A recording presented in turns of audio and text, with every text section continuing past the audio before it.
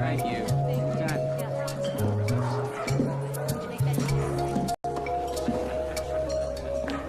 Drowning your sorrows again? Kathy Monroe blames me for Lulu tossing her kibble on the judge's shoes. Excuse me, but it was your obedience class that transformed that creature. Kathy or Lulu? Do you know where Laurie is? Captain has the jitters. I think she's in the small conference room behind the bar. See you soon. Save some of that for me.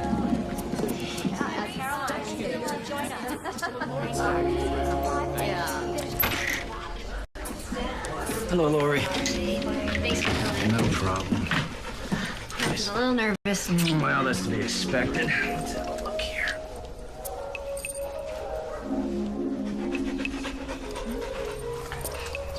Perfect.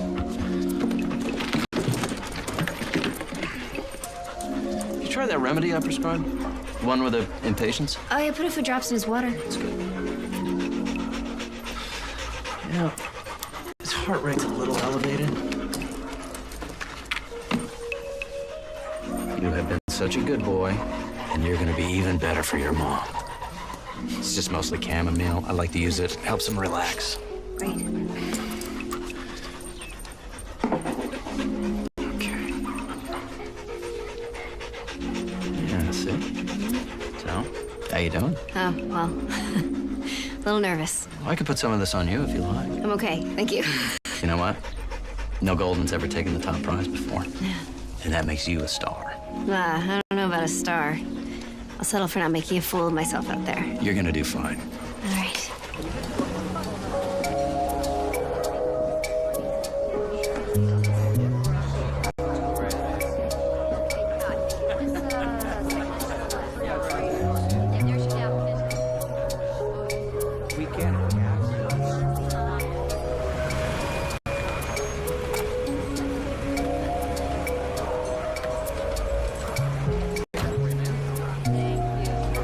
Hello, Tara. Hello, Miss Sinclair. I'll take that, sir.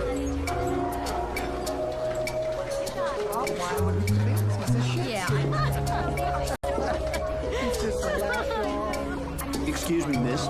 Could you remove the chair, please? Certainly, sir. Thank you.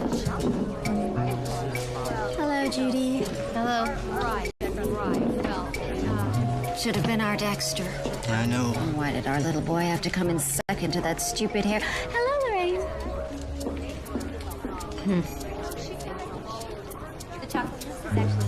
Judy, did you save me that champagne? Sarah, you look lovely as always. Hello, partner. Why the bag? Oh, Captain needed a little TLC. How is our illustrious winner? Just fine.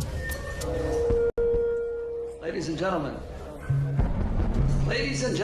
thank you.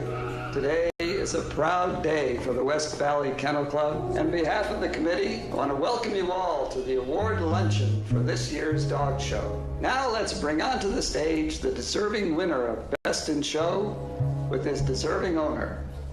Ladies and gentlemen, I give you Humorin Harvest Moon, also known as Captain, with his owner, Laurie Carter.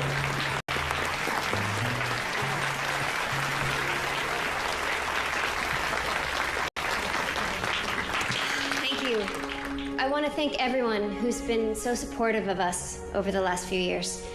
And an extra big special thank you to Captain.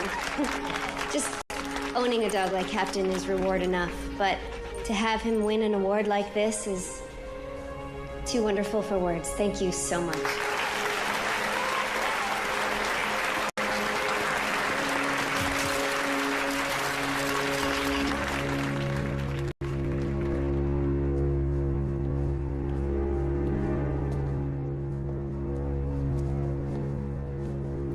As if it's my fault, you know. I mean, I just... What was that? What is it? Down there.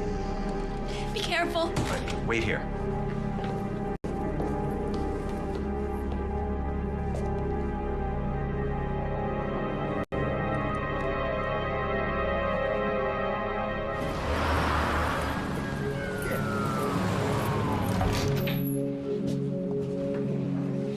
Laurie Carter?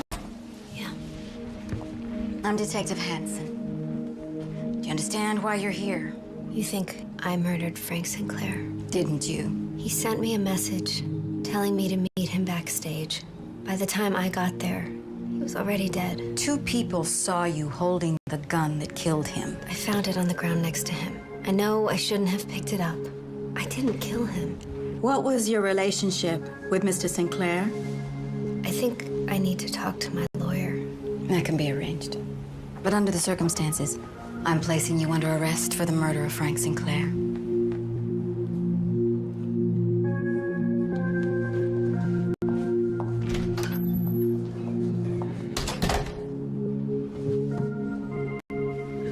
No further questions. Your witness, Mr. McBride. Thank you, Your Honor. Now, Mrs. Hall, you were standing directly in front of the ATM machine when this incident occurred. Is that correct? Yes, I'd just taken out some cash. How much?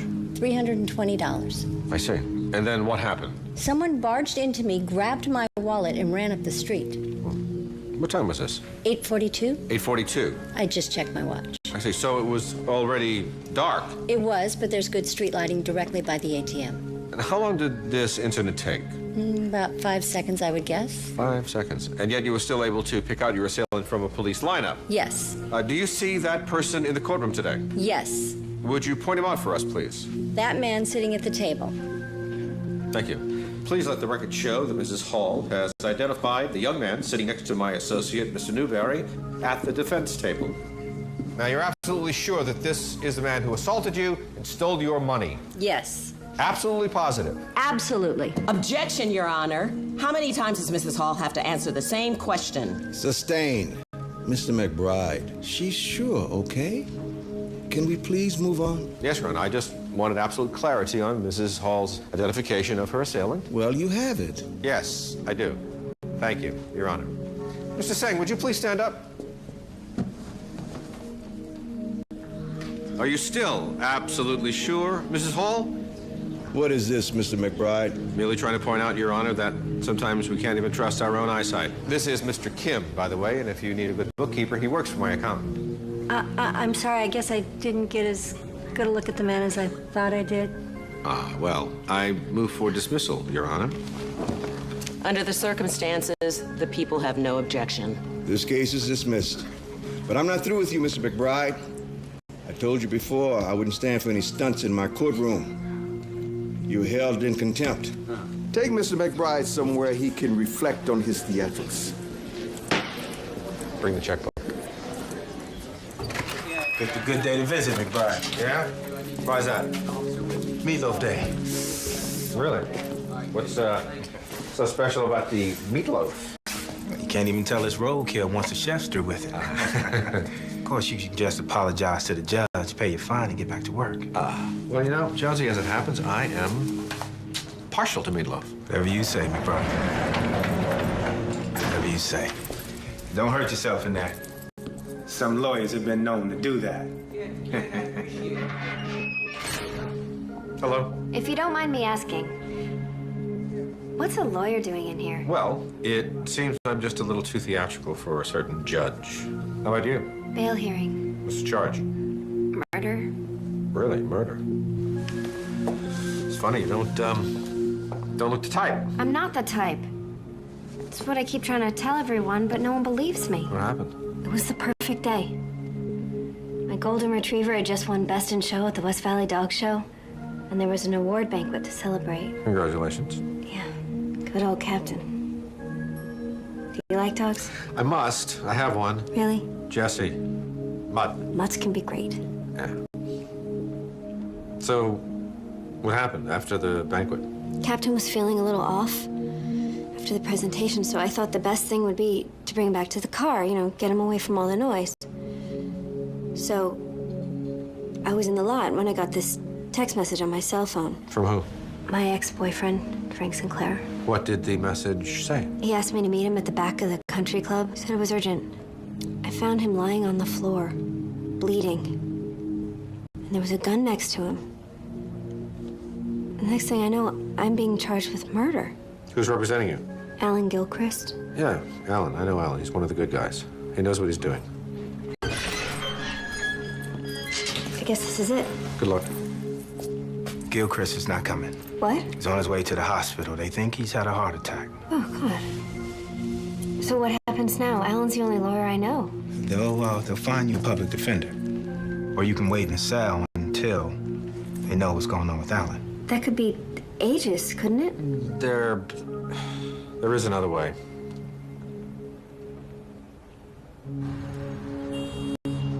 Your Honor, McBride standing in for Alan Gilchrist for the bail hearing only. That's fine. Proceed, Counselor. Thank you. Your Honor, Lori Carter has strong ties to the community, and until this bizarre incident, no criminal record whatsoever. She presents a danger to no one, and I would request that you set a modest bail. This is a murder charge, Your Honor. A cruel and vicious crime has been perpetrated. The state opposes bail. Bail is set for $250,000. Thank you, Your Honor. I don't have $250,000. So if you pay them cash, you only have to give them 10%. Can you raise that much? Yeah. Good. Yeah. I have to go. Thank you very much. I don't know what I would have done. It's all right. The bailiff here will take you in the back. You'll sign some paperwork. Be out of here in a couple of hours. Okay. Give my best to Alan. I will.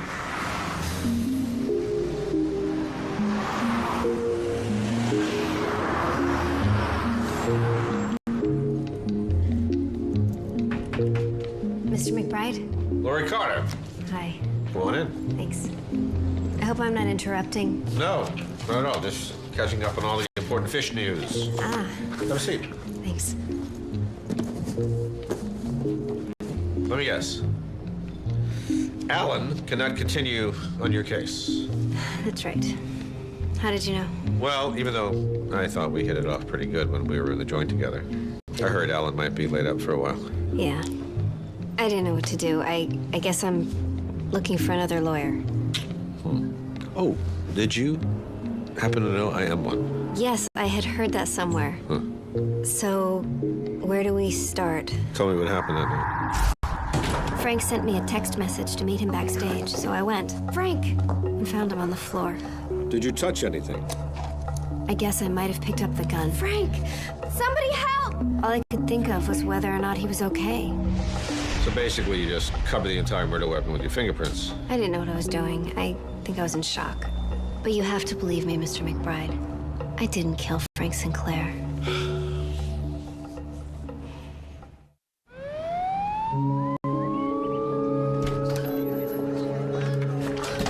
Hey, Mac. Hi, Roberta. Just the lady I was looking for.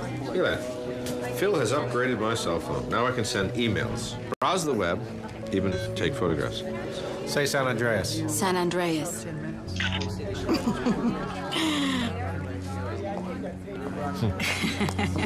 Welcome to the century. Thank you. I heard about your little run-in with Hang'em High Jeffries. Yeah, well, you know, if I can bring a little happiness into people's humdrum lives, it ain't all been for nothing. Make 'em laugh. Right. And you're here because? Lori Carter. What about her? So, tell me about it. Alan Gilchrist is representing her. Not anymore. He's recuperating from a heart attack. And why did you get involved? We were actually prison mates. She's accused of killing her ex-lover, you know. I know that. Her married ex-lover. I did not know that. You want it? Lori Carter sent Frank Sinclair a text message. Must see you in backstage now. Now, hold a second. Frank sent Lori a text message. No, Lori sent Frank the text message. We've got all the details on Frank's cell. The message from her, time sent, and her cell number. Then she changed into a disguise, shot Frank Sinclair, and sent herself a text message back to cover her tracks. Disguise. We have video of a woman in a red wig coming down the service hallway. But Lori was discovered right next to the body. Hold on a second, this doesn't make sense. If she took the time to send herself a text message from Frank's phone, she must have known that the police would be able to trace the call she made to him first. And if she was going to kill him, why get caught next to the body? Much less, why kill him there at all? There must have been easier places, much easier places than a crowded dog show banquet. Because she was hoping that the sheer craziness of the location would make her look innocent. That sounds like a lot of hooey. Hooey? And here I thought you were all modern with a pocket full of technology. Anyway, tell that to the DA. Yeah, fine. Okay, well, where's the motive? They broke up 8 months ago. Why shoot him now? I take it she didn't mention their big fight a couple of weeks back? No, she didn't. Didn't think so. And there's one more thing, the wig. The wig. A long blonde hair was extracted from the webbing. Yes, it was a match. It was Lori Carter's hair in the wig. You still think it's hooey? And how do you explain your client holding the gun? She had just found a body. She was in shock. She didn't know what she was doing. In shock? Oh, come on, Mac. We've got her fingerprints on the gun. In a few hours, we'll have the results of the paraffin test. If it comes back that Carter had cordite on her skin, I'm not sure you've got a leg to stand on.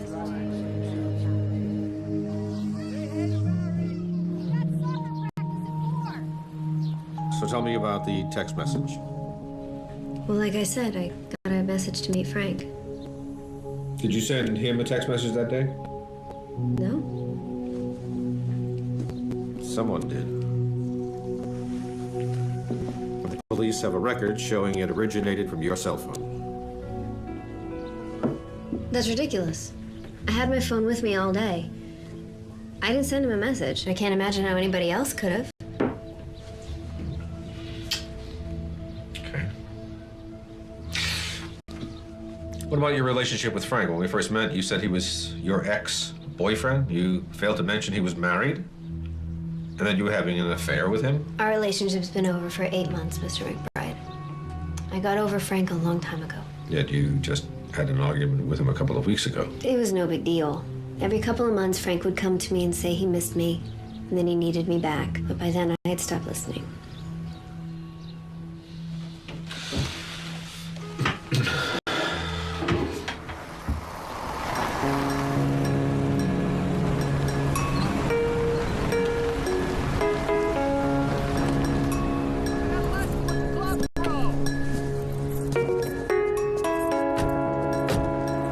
Just so quick. Dr. Roberta? I did. She called ahead. They're expecting us.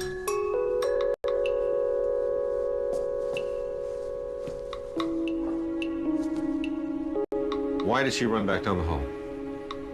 Excuse me? She could have killed him and just ran outside.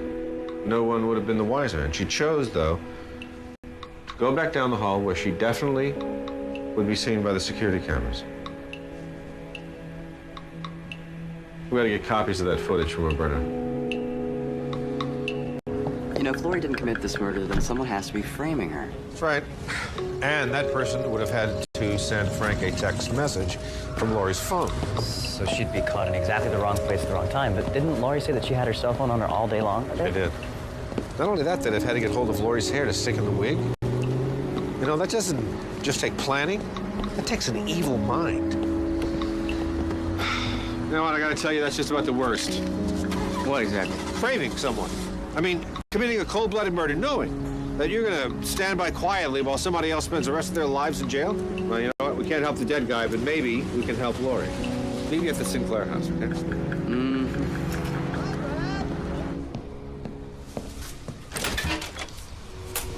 Good morning. Good morning. We have an appointment with Mrs. Sinclair.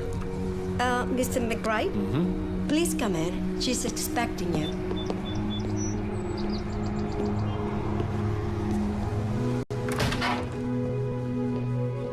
Please, have a seat.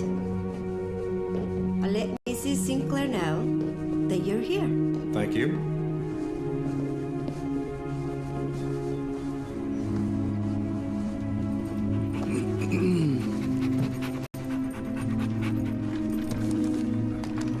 Mr. McBride. Mrs. Sinclair, we hate to intrude on you at a time like this. Nonetheless, here you are.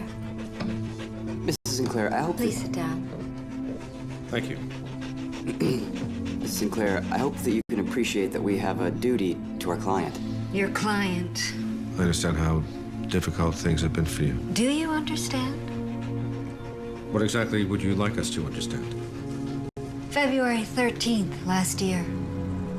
Day before Valentine's Day. I find out my husband is having an affair with your client.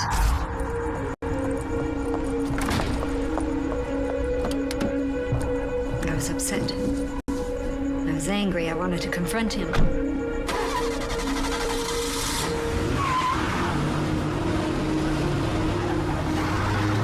as I was driving, I realized I wanted to tell him now. So I called him on my cell. I know about Lori, Frank. How could you do this to me? How could you betray me like this? That's when it happened. I didn't even see the truck pull out. Have you ever broken a bone, Mr. McBride? A few times. When I was a kid, I fell out of a tree. Broke my left femur. Even though it hurt at the time, I knew I'd recover when the doctor put 2 pins in my leg. But I knew I wouldn't fully recover from these injuries. They patched me up pretty well. My remaining kidney works fine. My hair's grown out over the scars. I thought I'd lost everything. But then something wonderful happened. Frank broke off the affair. He was at my bedside morning, noon, and night. He did everything for me. Never a complaint. I had my marriage back. And in some ways, we were closer than ever. And then a couple of weeks ago, your client came sniffing around him again, begging him to resume the affair. Frank told her it was over, and I guess she couldn't take the rejection. It wasn't enough that she did this to me. She had to take him away from me forever.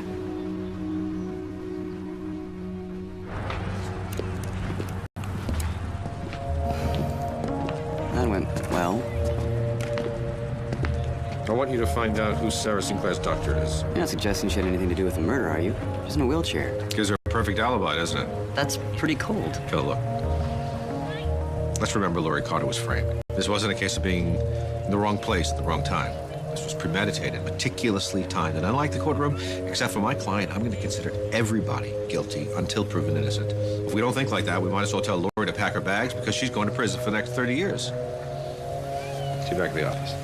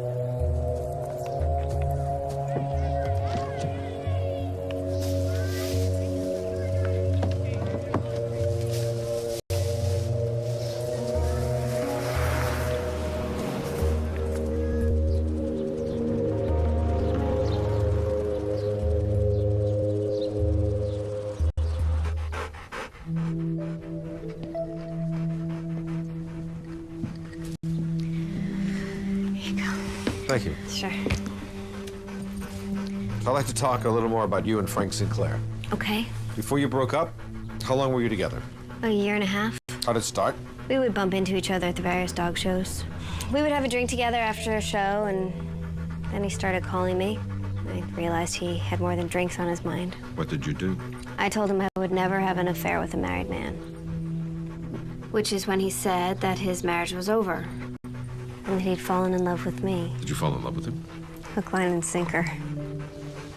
Did you think he loved you? In his way. Which was?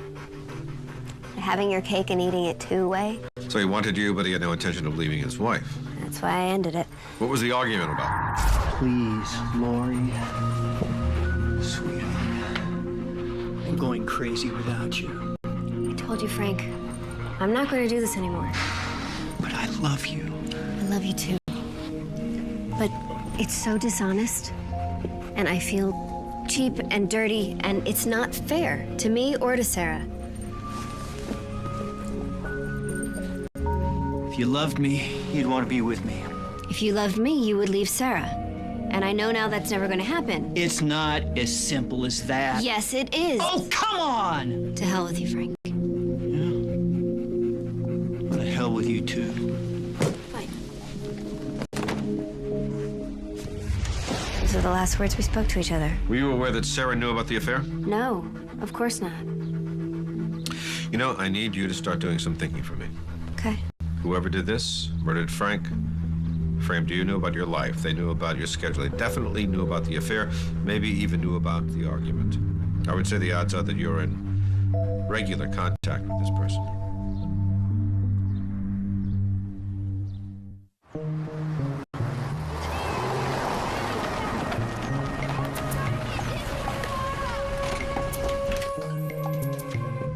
Have a seat, gentlemen.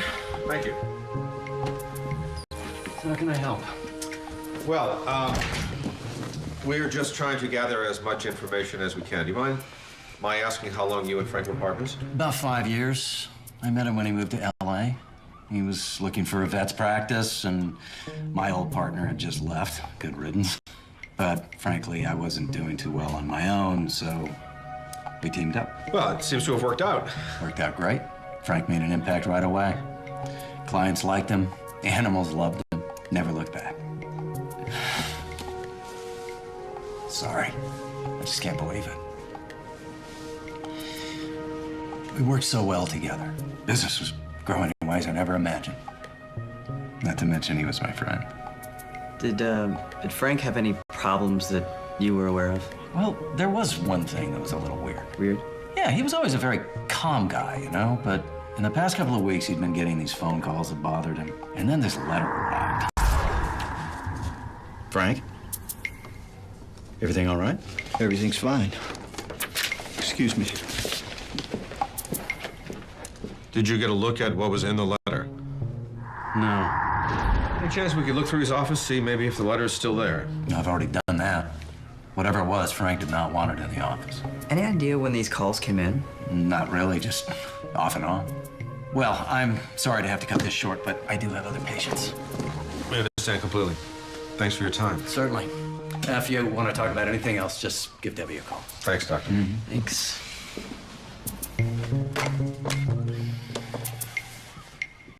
Do you remember Frank getting the letter that upset him? Sure. Yeah, I mean, he really freaked out. Can you tell us anything about the letter? Like what? Like how it was mailed, regular mail, FedEx? Well, I found it on the mat when I opened up, so somebody must have dropped it off in person. How did Barry and Frank get along? Oh, I mean, they were great friends. Great. So listen, if you think of anything, would you mind giving us a call? Thank you. Excuse me. I remembered something. One of the calls that bugged Frank came in on the same day that Gaynor Lord's toy poodle broke his leg. I had to set it that afternoon. Oh, yeah, let me check. It was a couple weeks back. Here we go. Lord Poodle. It was on the 15th. The 15th. Thanks, that could be useful. You might want to talk to Judy Maxwell. Best dog trainer in the business. Everyone on the show circuit uses her. And she's good friends with Sarah Sinclair. Great. You have an address by any chance? Yeah, Debbie will get that for you. Thanks, Doc. You know what? Maybe I can use my contact at the phone company, do some cross-referencing. Maybe we can find out where that call came from. Great. Thanks, Debbie. Thanks.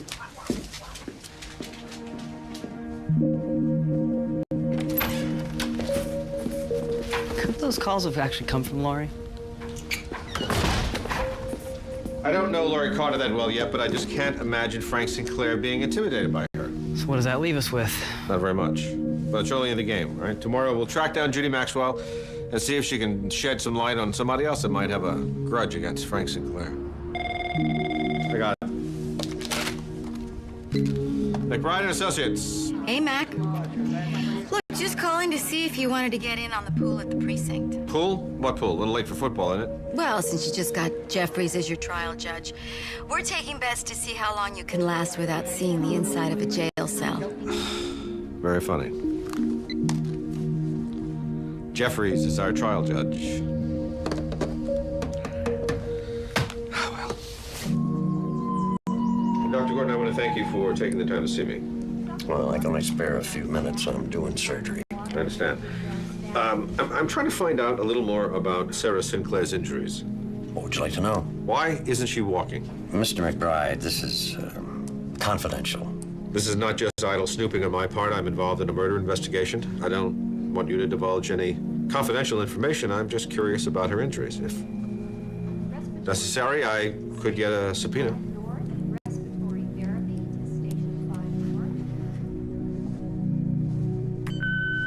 I'm just going to see Mrs. Sinclair's doctor. I'll call you when I'm done.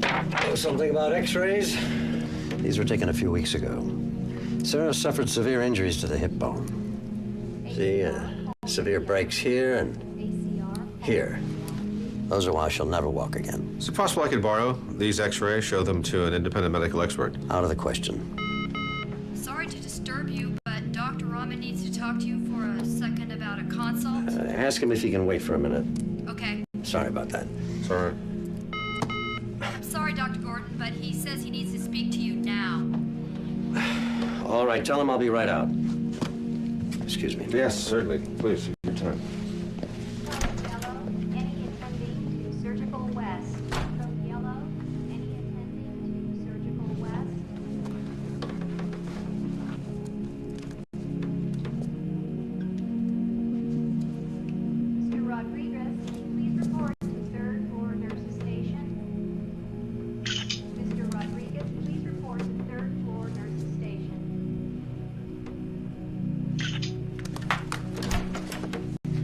Okay.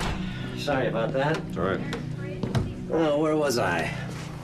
All right, listen, Phil, I'm just pulling up with Judy's. I'll call you when I get done talking to her.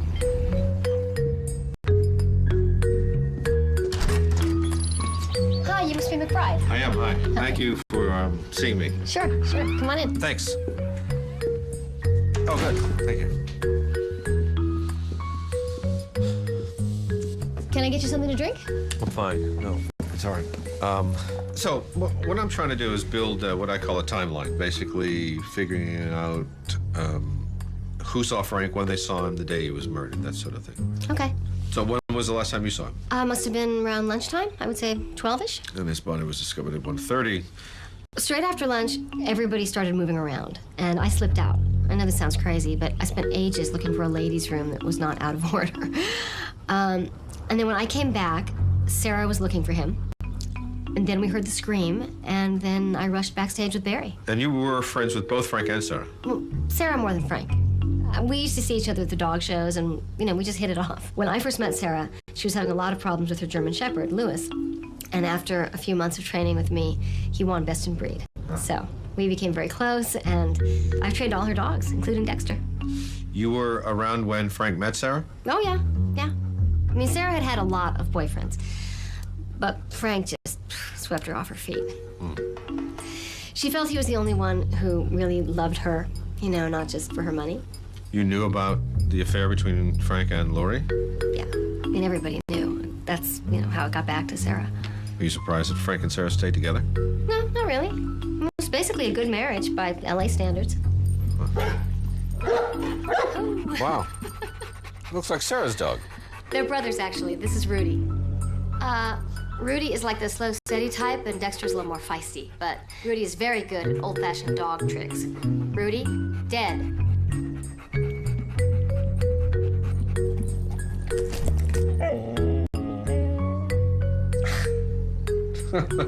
That's very impressive.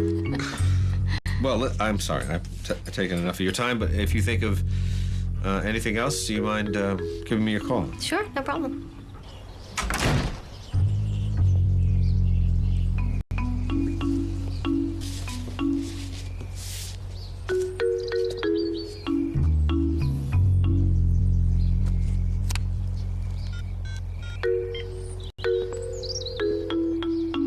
Hey, Mac, what's up?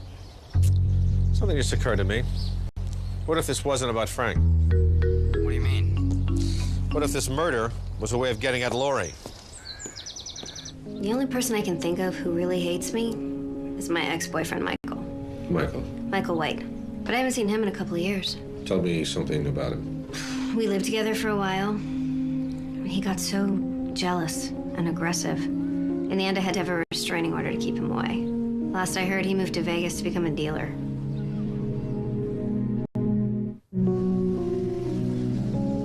Okay, got it. Thank you. Thank you, Dr. Wiggins. Bye-bye.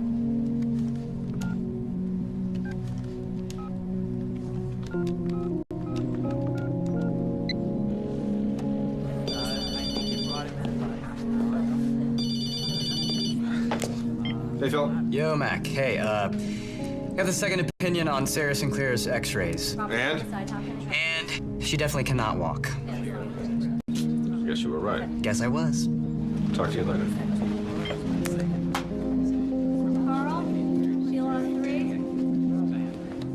How's the Hui theory going? Very well. I'm leaving no stone unturned. You guys should try it sometime. What? Investigating. I'll let that one pass. Here we go. It says here a restraining order was issued against him in March of 2004. The current address? There it is. In the valley on Balboa. Looks like he moved back a couple of months ago. Well, I guess Las Vegas didn't work out. Great. Oh, listen, by the way, I still haven't gotten the security tapes from the country club. I'll chase Rodriguez.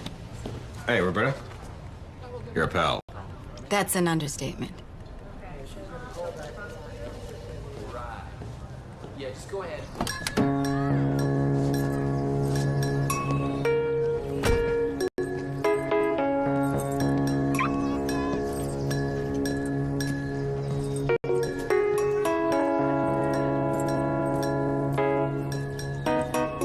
Hey, Michael. You're supposed to be living in Las Vegas. What happened? You a cop? X. My client says you were living in Vegas. Your client? Lori Carter? Well, I hear she's in a little bit of trouble. When's the last time you saw her? A couple of years. Before Vegas. You haven't seen her at all since? Look, I don't blame Lori for what she did with the restraining order and all. Okay, I was in a really bad place back then. But I don't appreciate you coming around here bugging me about her, okay? I'm over that. Hey, Michael, where were you Monday? I was here. Can anybody vouch for you? No.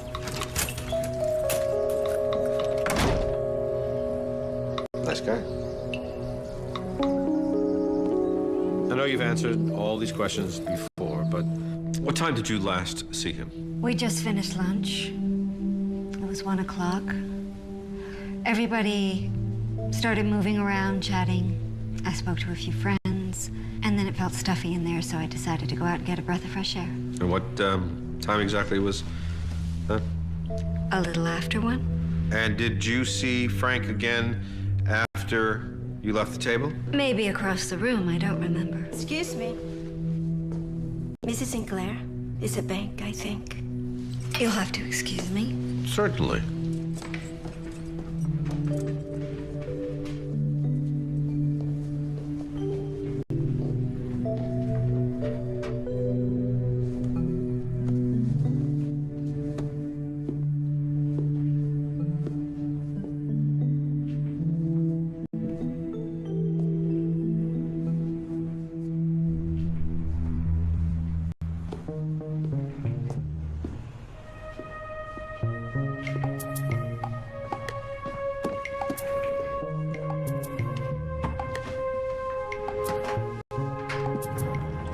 I'm sorry, could you repeat that? What I say was the boo-boo funds and the building funds, the city, and for. I'm sorry, what did you say?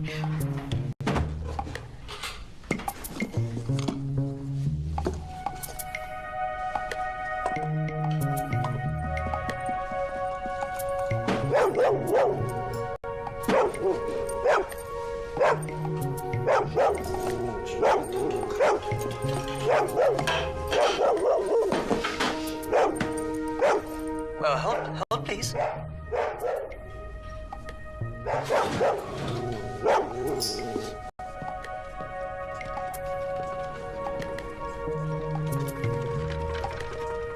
Thank you. I'm sorry about that. Some confusion at the bank. To tell you the truth, I got the distinct impression they had no idea what they were talking about. I know what you mean. You know, the way that this key was hidden under those cigars, I don't think Frank Sinclair even wanted his wife Sarah to know about it. Okay, long shot. Gym locker key? Wow, possibility. Tell you what, why don't we start with the ones closest to his house? And I'm assuming by we you mean me.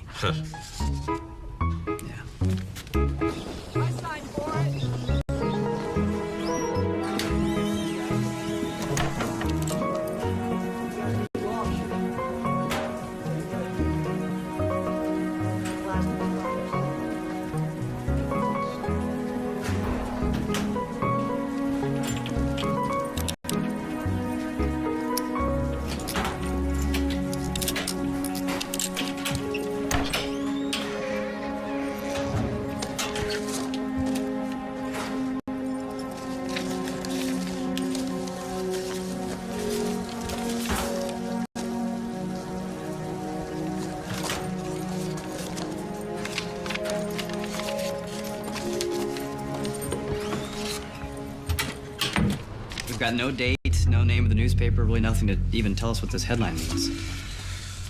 Yeah. Lakers Pistons. Well, at least if we knew when that game happened, we'd have a win. That'd be a start. Shouldn't be too hard. Oh, hey, did you see that? No. Roberta left it for you. Oh, yeah, you know what? This must be the tapes from the security camera. Hi? Hi. You said I should get in touch if I thought of anything? Yeah?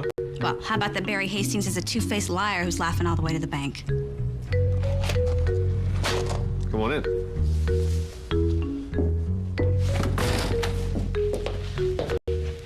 There you are. So, Barry sold the business. He's been wanting to sell for ages. Oh, that is not the impression he gave us. I said he's a two-faced liar. All right, look, Frank was dead set against selling.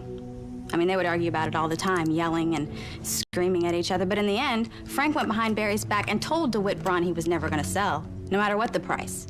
And then, a few days later, Frank dies. And the deal's back on? He couldn't sign those papers fast enough. Okay, so why didn't you tell me this before? Because Barry asked me not to. He said that he was going to promote me, but instead of promoting me, he canned me. Is this going to get Barry in any kind of trouble? Mine? Good. Okay, I found it.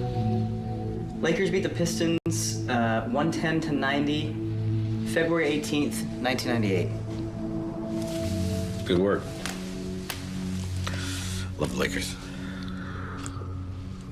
You know, we still don't even know where this crash happened or who it even involved. All we know is that it predates Frank's arrival in L.A. and that it was enough to scare the living daylights out of him. Wow. Sic transit gloria mundi. What does that mean? It's Latin. For Barry, sure didn't waste any time. So I sold my business.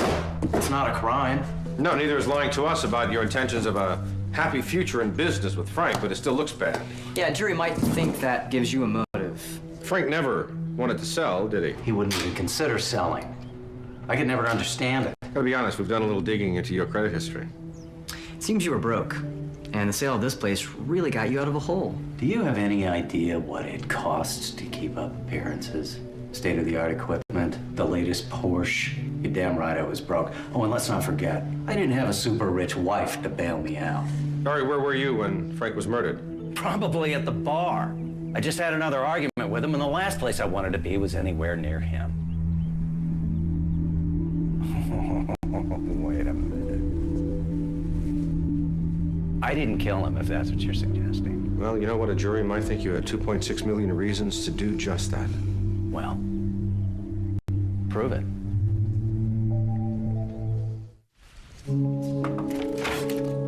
Hey, Phil. Hey, it's a nice surprise. What do you mean, surprise? You sent me a text message asking me to come over. What? No, I didn't. Yes, you did. See? Huh. Well, I would get my cell phone fixed because I didn't send you a message. Mac. Yes, you did. What kind of message is that? What, Mac? I didn't send you that message. What? All right, then who did? I did. I'm sorry. What?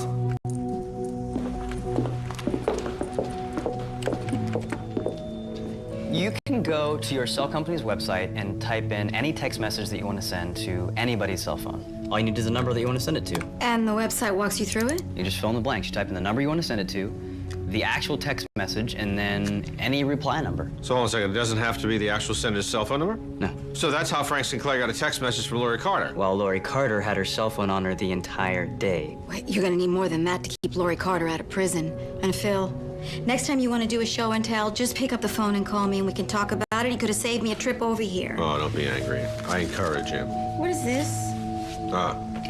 Somebody sent that to Frank Sinclair a couple of weeks before he died. What does it mean? Victim was drunk? Says M.E. Don't know. That's what we're trying to figure out. All we know is that it freaked Frank out. Oh, we got as a headline. Phil figured out the date from the basketball score. February 18th, 1998. But we don't know what was in the article. We don't know where the crash happened. And without that information, we have no connection to Frank. Well, you know what? You haven't been looking hard enough. You have a photocopier that enlarges? Yeah. Where? The conference room. Follow me.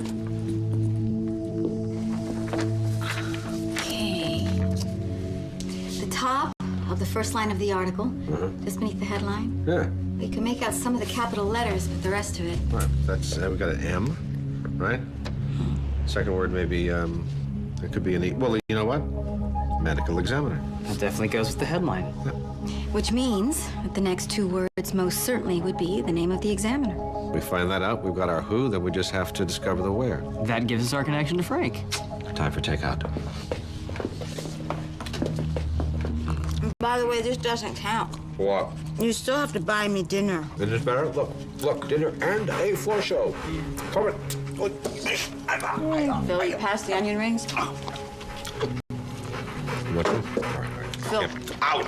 Hey.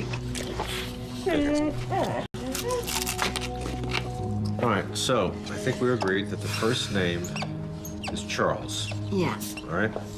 Charles. Second one starts with a B, I think. No.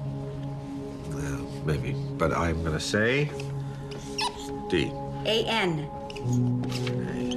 Or maybe it's D-O-N, Donaldson. That's it. I can't tell anymore. All right. What? Nice. Charles.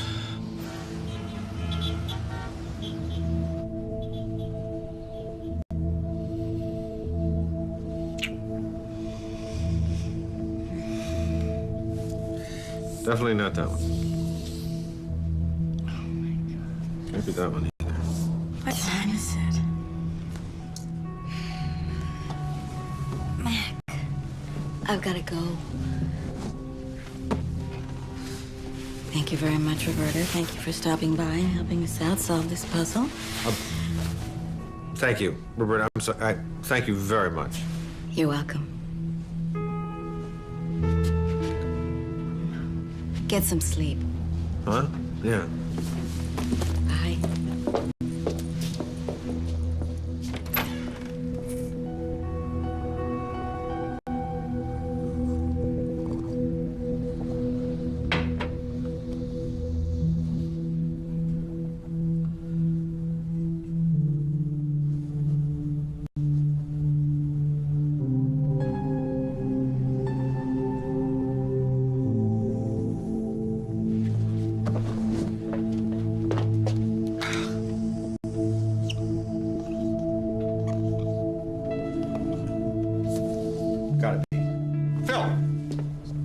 I'm trying to identify certified medical examiners practicing in 1998. Yes, I'll hold.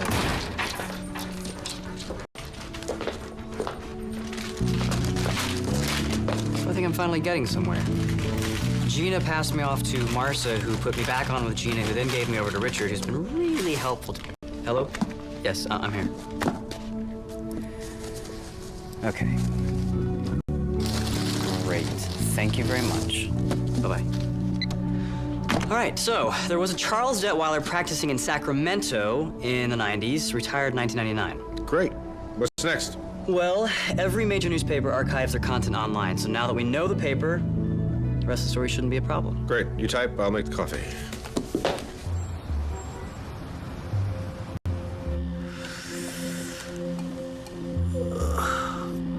You all right? Yeah. I gotta take a walk. You gotta get some fresh air. All right.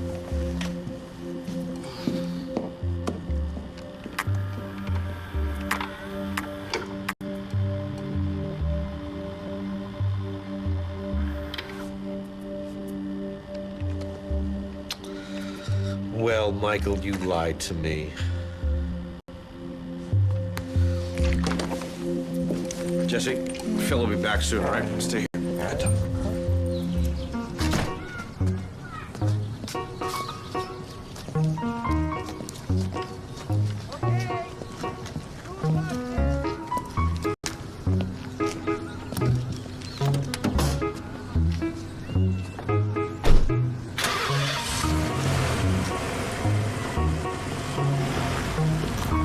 Hey, Michael.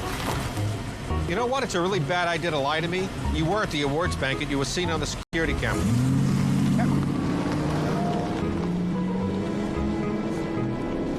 Well, I guess I'll wait.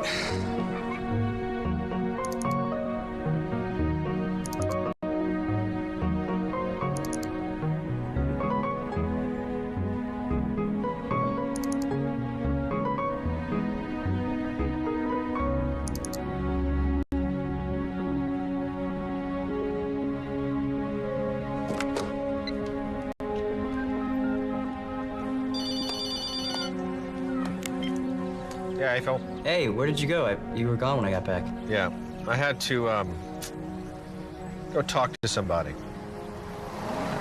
I gotta go. Mac, I have something I have to tell you. Mac. Hello?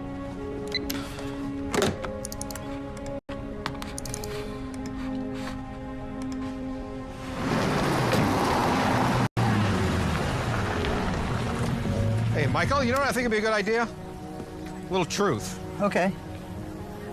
I was at the award banquet.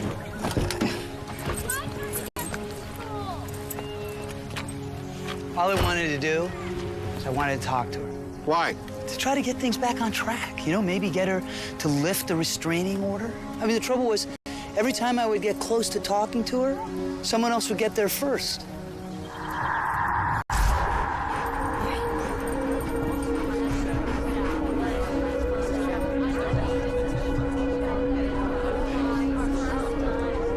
I'm just so thrilled. This has been one of the best days of my life. And for Captain, too, I think. Then I lost sight of her. I got sick of waiting, so I just left. Had enough of those dog people. And then I heard about the murder. No way am I gonna come forward and involve myself. I mean, Lori with a dead guy? Me? Under a restraining order? Come on. I swear, I didn't kill that guy.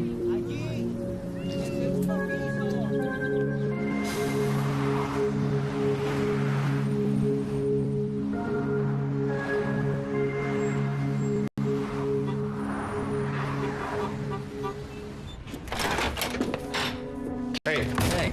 Anything? Okay. So, on February 5th, 1998, a woman named Carla Fabrizi was killed in a car accident. She was drunk. Crash victim was drunk, says M.E. Right. Not something too terribly out of the ordinary for Carla. You see, Carla turned to the sauce after she and her husband lost their business. Uh-huh. Which was? Stables. They bred racehorses.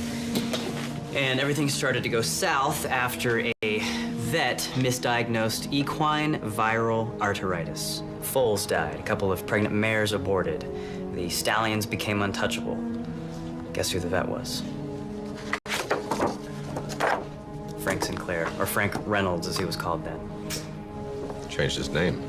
Probably didn't want the disgrace following him around, so he packed up everything he had to his name, hightailed it to LA, reinvented himself as a regular vet. Charmed Barry, charmed Sarah, made a whole new life for himself. Then somebody found out. That's my guess. I figure they sent him the article to let him know they were onto him. Probably tried to blackmail him in the process. Who was that? Well, Carla Fabrizi had a sister. Find her. I found her.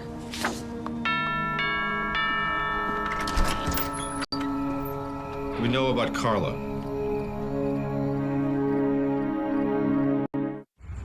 Carla and Jerry didn't have kids. You know, those horses were like their family. So when the foals started dying and then the mares lost their babies, it just broke her heart. And then they went bust. And for Jerry, this was the worst failure. I mean, he became withdrawn and depressed. Carla couldn't even talk to him. And, you know, it wasn't long before she started to drink. And I used to tell her to be careful, but, I mean, you know what drunks are like. They have no idea how drunk they are half the time. So, you know, the way I see it, I think Frank was to blame. And I would see him happily married, rich, successful, and all I could think about was Carla. So you decided to blackmail him? Of course not. I don't want his money. So what did you want? I wanted him to know that someone was on to him. I wanted to have power over him. I enjoyed watching him squirm. Did you kill him? No. I wanted him alive. I wanted him to pay for what he did to Carla. Killing him would have let him off way too easy.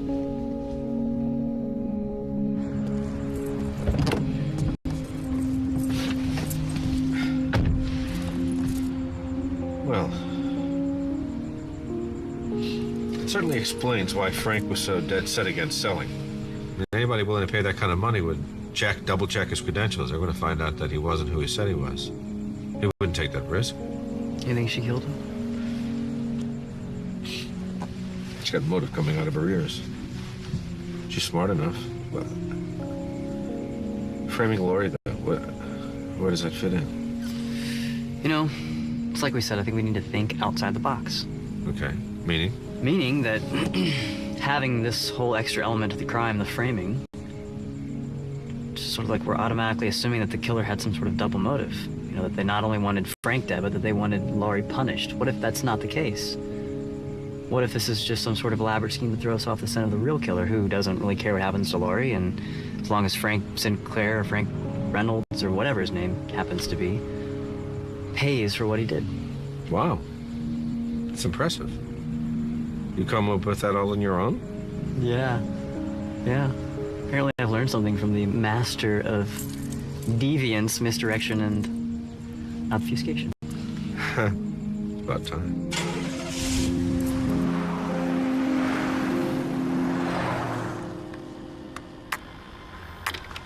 Who is that?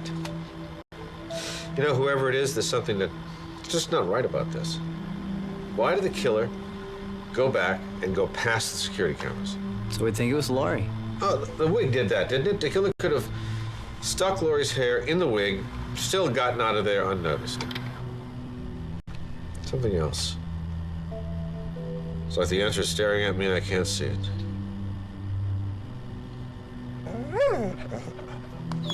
What? Can we take him out? Would you? That'd be great. Come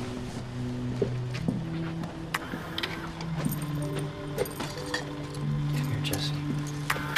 Come here, buddy. I got it. What? The killer went past the camera so that we would see her walking.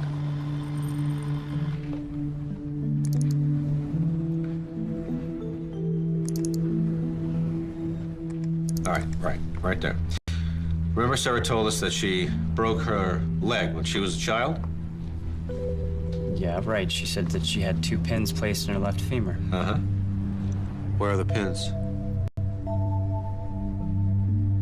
This isn't her x-ray. Bingo. Take another visit to Dr. Gordon is in order. I'm sure there must be some kind of mistake. Really? Dr. Gordon, you spent 10 minutes explaining an x-ray to me. You're actually telling me you didn't know that x-ray didn't belong to Sarah Sinclair? Your amnesia wouldn't have anything to do with the $50,000 paid out of her account. The week after you showed me that x-ray. I don't know anything about Mrs. Sinclair's finances. So if we were to subpoena your bank records, we wouldn't find a corresponding deposit with the same amount? You know, Doctor, I think the real question here is, are you going to take the fall for her? Okay. Okay. She paid me to keep quiet about her recovery. And she must have known we'd check up on her. Look, it was her idea to have the wrong x-rays ready. Just in case. Dr. Gordon, would you like to continue practicing medicine? Then I suggest you testify to the truth in court.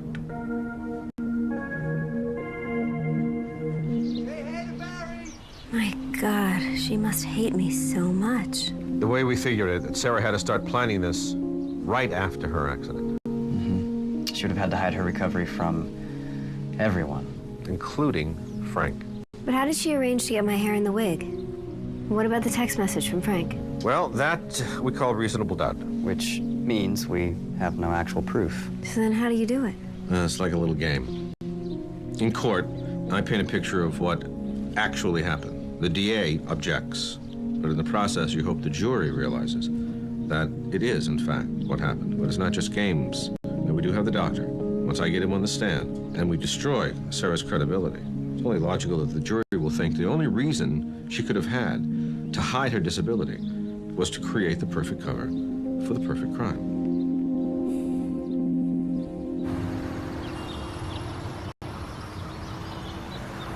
My analysis of the DNA of the hair, which my colleague CSI Rodriguez recovered from the webbing inside the red wig found in the ladies' room of the country club, proved to be an identical match to the defendant's. Which means it's the defendant's hair that was caught in the wig. Correct. No further questions. Mr. Mr. Miles, is there any way of knowing when that hair may have become trapped in the wig? No. So, could it have been there for days prior to the awards banquet? I suppose so. Now, in your field of expertise, could you tell if the hair had been deliberately placed in the wig, as opposed to, just sort of being there from general wear? No. So, in your expert opinion, could someone else have deliberately placed Lori Carter's hair in the webbing of the wig? Objection. Calls for speculation. I will allow it. The witness may answer the question. It would be possible. Thank you. No further questions. Dr. Hastings, what was your relationship with the deceased? We were business partners in a veterinary practice here in Los Angeles. So you worked very closely with Dr. Sinclair? Yes. Were you aware of his affair with the defendant? Yes. It had gone on for well over a year, and it had become pretty difficult to hide. Did he ever confide in you about his affair? No, but Lori would come by the office nearly every day, often without her dog. So it didn't take long for me to become suspicious of the relationship. Do you know who ended the affair? No, I only know that the end was sudden. Lori came to me one day and asked if I would take over care of her dog, Captain. Did she appear to harbor any ill will towards Dr. Sinclair? No. No, none that I could see. Let's move to the day of the murder. Were you the one who discovered the body of Dr. Sinclair? No. I was in the hall with Judy Maxwell when we heard a scream. We went down to investigate. We found a hysterical waitress, and she pointed me in the direction of the body. What exactly did she say to you? Well, I believe it was, "Down there, be careful." And what did you find down there? I found Lori kneeling over Frank's body with the gun in her hand. No further questions. Your witness, Mr. McBride.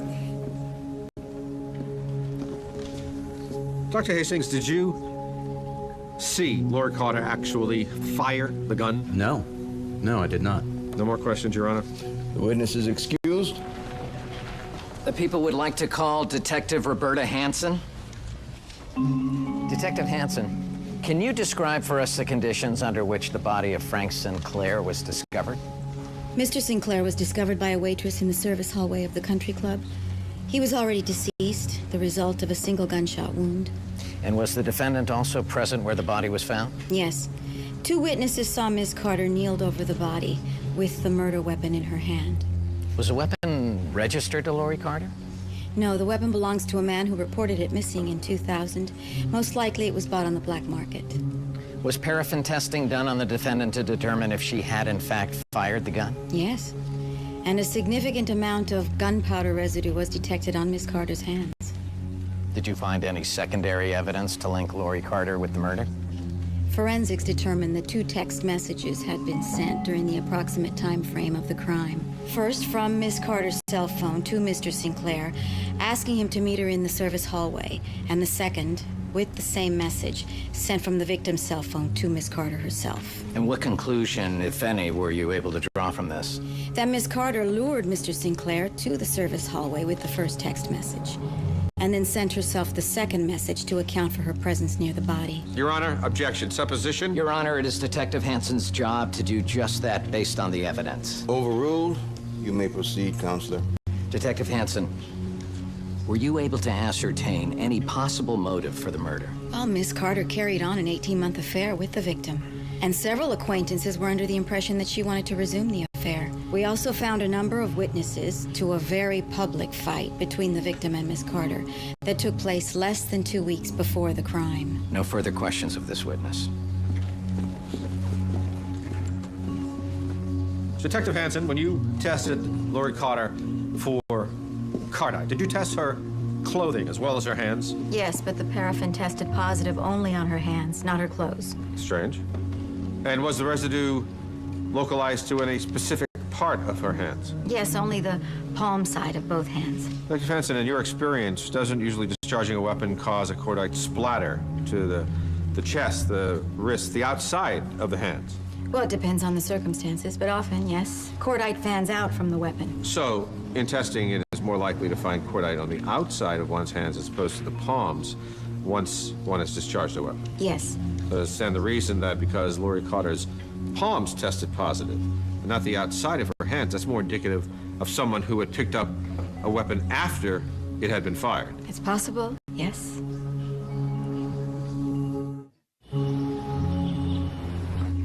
Miss Cookson, you're a member of the Computer Science Department faculty at UCLA, is that correct? I am. And you also work as a consultant to a leading mobile phone company? I do. What do you advise them on? Security and tracking. Security and tracking of what? SMS forgery, which is forging text messages.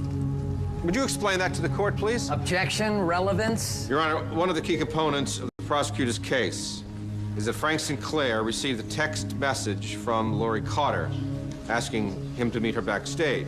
I am trying to prove that it is relatively simple to send a text message to someone while actually concealing the identity of the actual sender. This is preposterous. I'll allow it. Ms. Cookson, you were about to explain to us the methods of sending a text message. There are a few ways. The most common is phone to phone, but another is computer to phone. All that's required is an internet connection. So if I send someone a text message from my computer, does my phone number appear in it? No, the software allows the sender to input a reply phone number of their choosing. So I could send a text message to someone using someone else's number, and it would look like that person sent the message. Absolutely. Now, just wanted to get this straight in my mind. I could send a text message from my computer and put in, say, the judge's phone number, making you think he was the sender. Yes. And if I had his name and number programmed into my phone list, not only would a number appear, but so would his name. There would be no reason to believe that the judge didn't send me the message. And for this, I would need, what, a computer connected to the internet? There are any number of methods to access the internet without a computer. Such as? Personal digital assistants, better known as PDAs, or a computer with a wireless card, which works through cellular cards or Ethernet cards, which allow people to access the internet remotely. So, anyone with basic computer knowledge could possibly accomplish this? Yes, absolutely. Thank you, Ms. Cookson. No further questions of this witness, Your Honor. Court stands in recess. Ms. Maxwell, in your statement, you said the day of the banquet, you spent about 25 minutes looking for a ladies' room. That's true. It wasn't the most pleasant half hour of my life, I can tell you that. What? Isn't there a ladies' room right next to the banquet hall? Yes, but I had to go look for another ladies' room. Thank you. No more questions, Your Honor?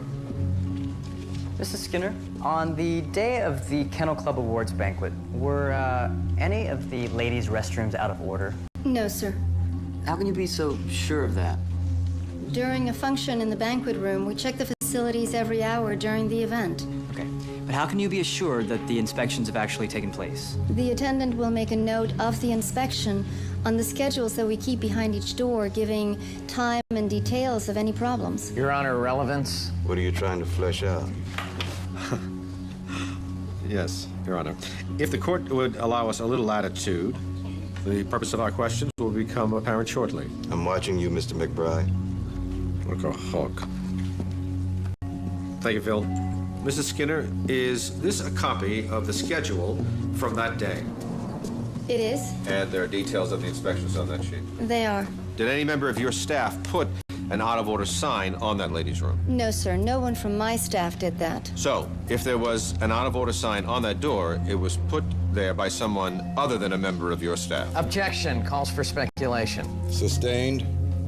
Mrs. Skinner, what happens when there's an out-of-order sign on a ladies' room? People stay out. Right. Seemed like it would be a good place to say, change from one outfit to another without being noticed by anyone. Objection. Withdrawn, Your Honor. No more questions. The witness will step down. All right, we'll leave it there. Court will adjourn until 10 a.m. tomorrow morning. And at 10 o'clock tomorrow, Dr. Gordon will give us exactly what we need. You're picking him up at 9? Yep, got it all arranged.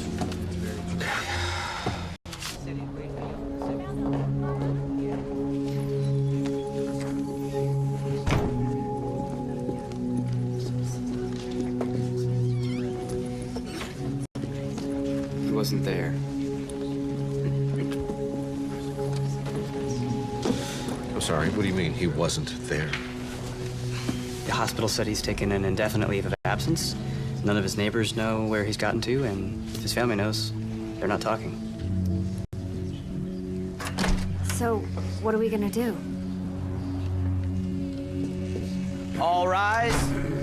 The Honorable Judge Jeffries presiding.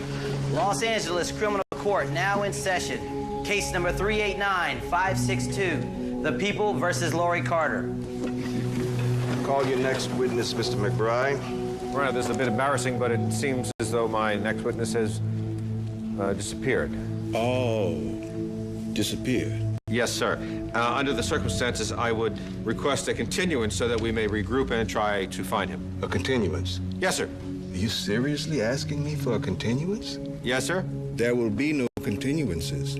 Now, if you want to find this witness, fine. But this trial will continue. Defense calls Sarah Sinclair to the stand.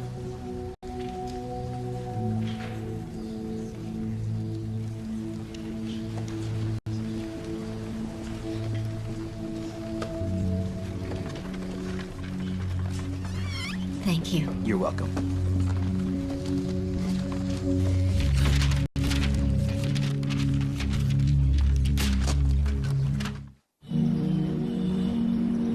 Ms. Sinclair, over the last 6 months, have you been in social situations with Lori Carter? Yes, there were various dog shows and kennel club events where we both showed our dogs. Would it surprise you to know, in fact, you had been together at 6 such dog events? Not really. These are fairly long functions, aren't they, these dog shows? They are. About how many hours are we talking? Well, by the time you arrive, exercise the dogs, groom them, show them, it's the better part of a day. Objection, relevance? Your Honor, please, a little latitude. It will only be a little latitude, Counselor. It'd be safe to say that you would have to use the restroom during these day-long events? Quite probably. And since you're so interested, I should say that one of the consequences of losing one of my kidneys in the accident that occurred when I learned that my husband was having an affair with the defendant is that I have to use the ladies' room more frequently than I did before. And you would assume that Lori Carter would have to use the facilities as well? I would. Even possible that you two were in the ladies' room at the same time? I really don't recall. But you're not saying for certain that you weren't together in the ladies' room? Objection. Overruled. The witness will answer the question. I suppose not. Brush your hair in the ladies' room? Of course. See others brush their hair? Of course. Did you know? The average person loses 50 to 100 hairs a day, just from brushing and combing. I didn't. Well, I would think with all that hair flying around, getting stuck in brushes and combs, it wouldn't be too difficult to get hold of a couple of strands of someone's hair, particularly if they were standing right next to you, brushing their hair in the ladies' room.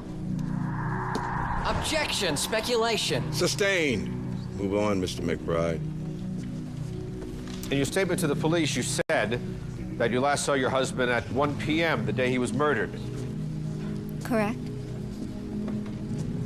What did you do at that time? It had gotten a little stuffy, so I went out for some fresh air. On your own? I am quite capable of moving myself about in my wheelchair, unless I encounter a flight of stairs. Obviously, I can't go up or down. Where'd you go? Just out the front. Anyone see you? I don't think so. So basically, we just have your word for it that you were out front of the country club. I suppose so. You don't have to go up or down any stairs, do you, to get to the ladies' room closest to the banquet hall? Objection. Approach the bench, Mr. McBride. I see where you're going with this. And if you try and link Mrs. Sinclair with your cockamamie framing theory, you'll be back in those cells so fast your feet won't hit the ground.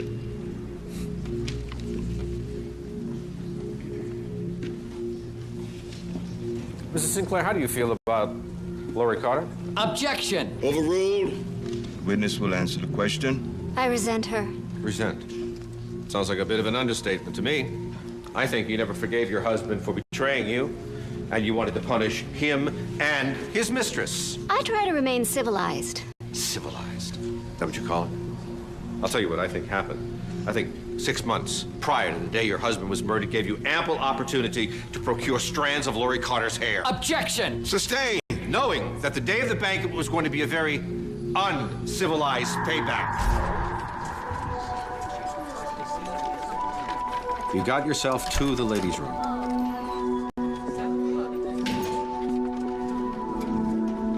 Checked to make sure no one was in there. Hung up the out-of-order sign.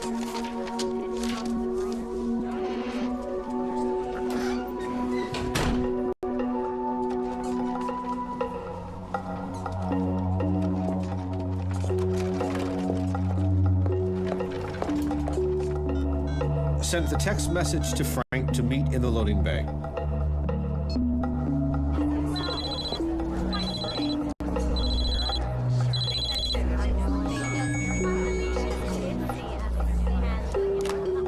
Changed into your disguise.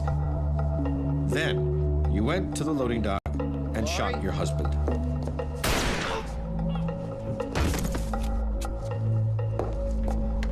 Then sent Lori a text message to bring her to the loading dock to be discovered.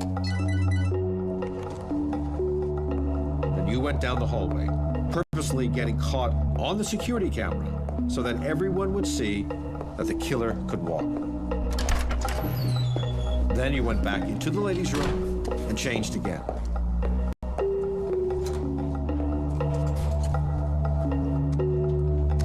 Placed Lori Carter's hair in the wig. After that, it was just a matter of dumping the disguise, making sure you left the wig behind.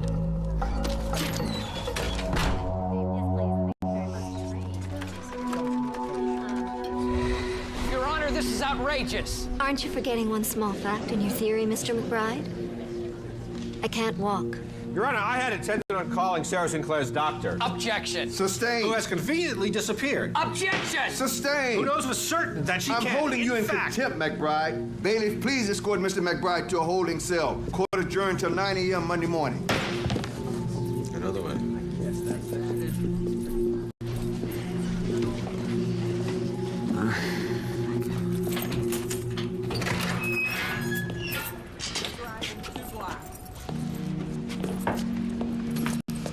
Well, I paid your fine. Here's your letter of apology.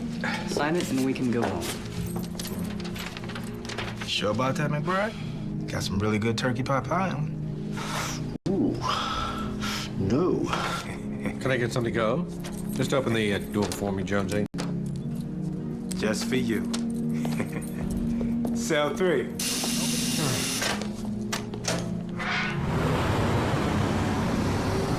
Sarah Sinclair certainly has everybody convinced, don't you? Pretty much. Without that doctor's testimony, it's just the word of a grieving invalid against it. Jailbird lawyer? Just get her out of that chair. Oh, we set the wheelchair on fire. That'd get her up out of it. She would just look me right in the eye and burn, rather than let me win. Hey. That's going to be something she cares about. Something she cares about more than anything. Something she couldn't possibly stand by and see harmed.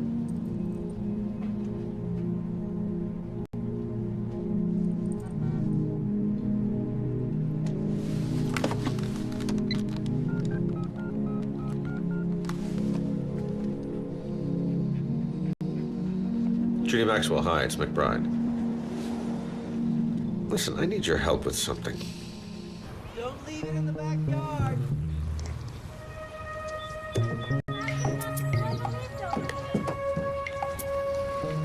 What if this doesn't work? And my client hired a really lousy lawyer.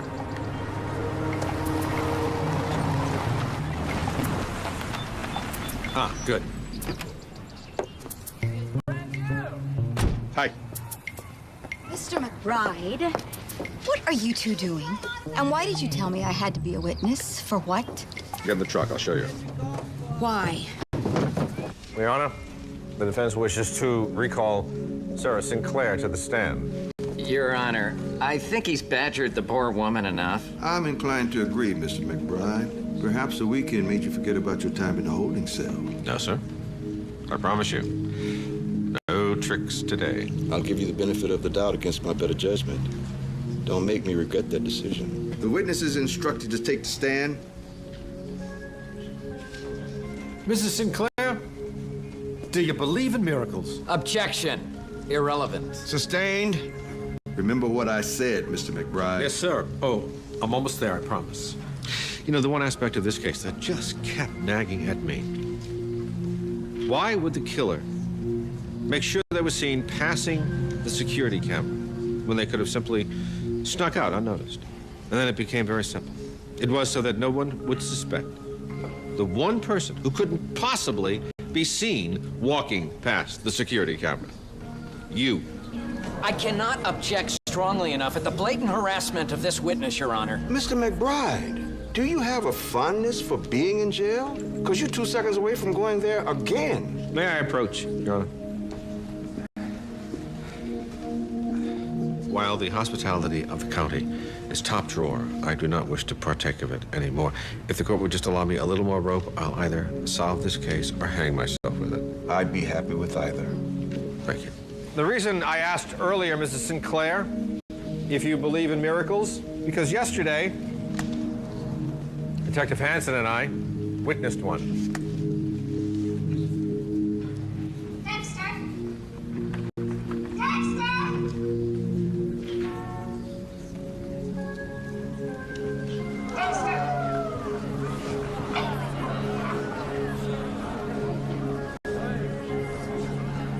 Judy Maxwell was very happy to lend us your dog's brother, Rudy, who just happens to love playing dead. And you realize there was nothing wrong with him? Didn't even occur to you that we had switched dogs.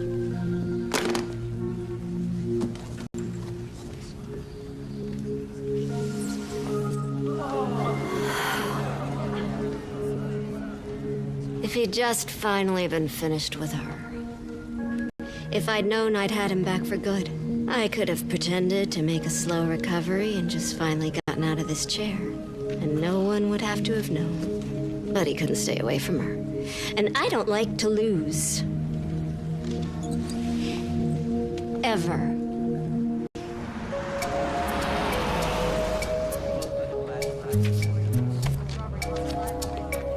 Hey. Well, if it isn't Houdini himself.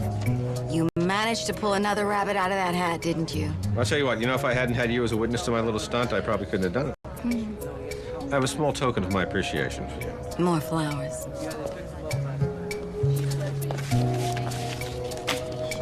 Detective Hansen, meet Caesar. For me? He's mine? Mac, don't tease me. There's one condition. Jesse said you have to bring him over to play. A lot. That's a deal, thank you.